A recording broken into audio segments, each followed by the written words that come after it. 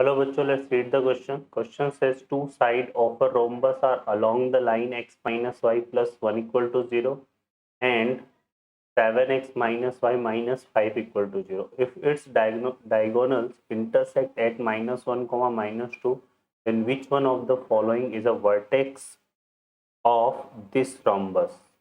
Okay.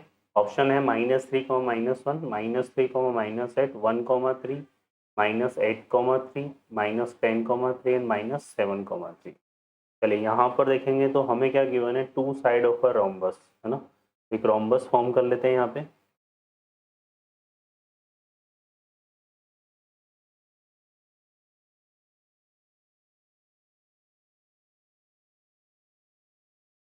तो ये एक रोम्बस हो गया हमारे पास A B C and D. ठीक है.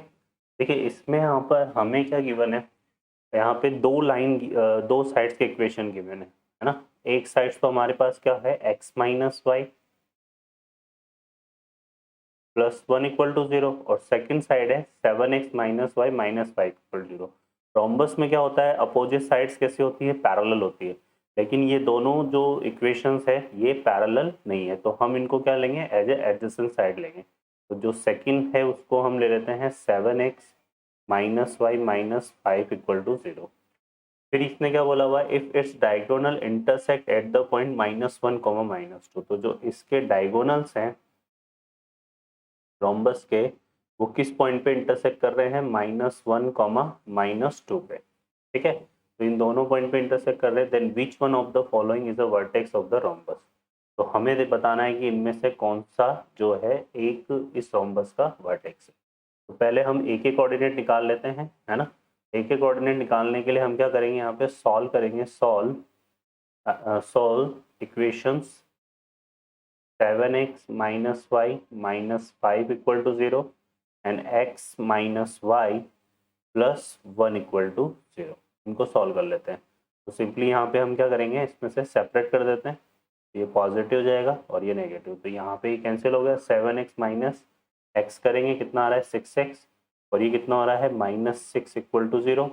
यहाँ से सॉल्व करेंगे तो हमारे पास क्या आ गया, 6x इक्वल टू 6, है ना. तो x की जो वैल्यू है वो कितनी आ गई 1. इसको यहाँ पे रिप्लेस करेंगे तो ये आ जाएगा 1 minus y plus 1 equal to 0. तो y की जो वैल्यू है वो कितनी आ रही है 2. तो यहाँ पे कोऑर्डिनेट मिल गए अपने को a के क्या 1 कॉमा 2. तो ये इस a के कोऑर्डिनेट आ गए. ठीक है. अब यहाँ पे a के कोऑर्डिनेट कितने आ गए हमारे पास, 1 कॉमा 2 आ गए.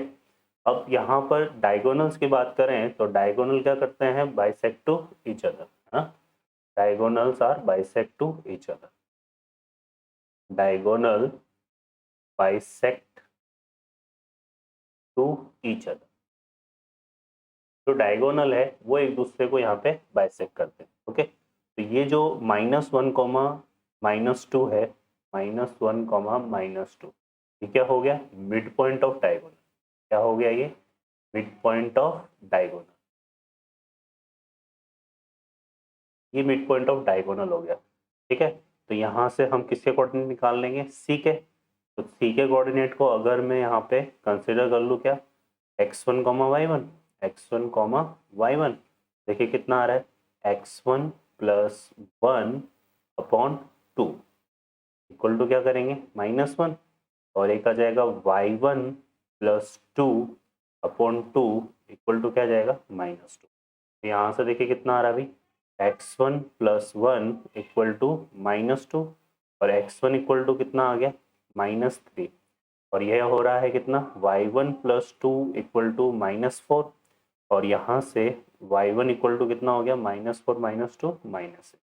तो जो हमारे पास c है उसके कोऑर्डिनेट क्या हो गए, माइनस 3 कॉमा माइनस 6. ऑप्शन में देखेंगे तो इस तरह का कोई ऑप्शन नहीं है, मतलब हमारे पास अभी c जो है एज अ ऑप्शन नहीं मौजूद है. तो और पर कंसिडर कर लेते हैं. अब किसके कोऑर्डिनेट फाइंड कर लेते हैं, डी के. तो डी के कोऑर्डिनेट फाइंड करने के लिए यहाँ पर हम देखेंगे जो डी सी लाइन है वो पैरेलल है किसके, ए बी के. डी सी किसके पैरेलल है, ए बी के. तो जो डी सी का इक्वेशन हो जाएगा वो हमारे पास क्या आ जाएगा, x माइनस वाई प्लस के इक्वल टू 0.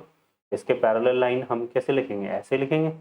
ठीक है. x और y के कोफिशिएंट क्या रहेंगे, सेम, और कांस्टेंट हमने चेंज कर दिया. अब यहाँ पर अगर हम बात करें तो ये क्या हो गई, इसके पैरेलल लाइन यहाँ पर हमने लिख दी x माइनस वाई प्लस के इक्वल टू 0, ठीक है। और यहाँ पे ये जो डीसी लाइन है ये किस पॉइंट से पास हो रही है, इस सी पॉइंट से, तो सी इसको क्या करेगा, सेटिस्फाई करेगा, तो इसको इसमें पुट कर दो, तो यहाँ से देखो क्या आ जाएगा, -3, और ये कितना हो जाएगा, माइनस माइनस +6 प्लस के इक्वल टू 0। यहाँ से देखेंगे तो के की वैल्यू कितनी आ रही है, यहाँ +3 आएगा, तो ये आ जाएगी के की वैल्यू -3। इसको यहाँ रिप्लेस करेंगे तो डीसी का इक्वेशन आ जाएगा x minus y -3 equal to 0, ठीक है। अब हमारे पास ये आ गया। अब इसको हम किसके साथ सॉल्व करेंगे, 7x minus Y -5 equal to 0 के साथ, और फिर से चेक करेंगे डी के वर्टेक्स। तो इस दोनों को सॉल्व करने से किसके वर्टेक्स रहेंगे, डी के। चलिए सॉल्व करते हैं यहाँ से, तो यहाँ पे सेपरेट कर लेते हैं। तो ये y से y कैंसिल हो गया, x माइनस 7x कितना हो गया, -6x। यहाँ पे कितना आ रहा है, -3 और +5, तो ये कितना हो रहा है, +2 इक्वल टू 0। और इसको सॉल्व करने पे कितना आ रहा है, x इक्वल टू आ रहा है हमारे पास 2/6, और ये कितना हो रहा है भाई, 1/3। इस x की वैल्यू को यहाँ पुट कर दें, तो 1/3 माइनस वाई -3 इक्वल टू 0, तो y इक्वल टू कितना हो गया, 1/3 -3, तो ये कितना हो गया, y इक्वल टू 3 3 जा 9, 1 माइनस 9 -8, तो ये आ रहा है -8/3। तो जो डी पॉइंट है इसके वर्टेक्स हमारे पास कितने आ रहे हैं, 1/3 -8/3। Now check for the D, third option is the correct answer.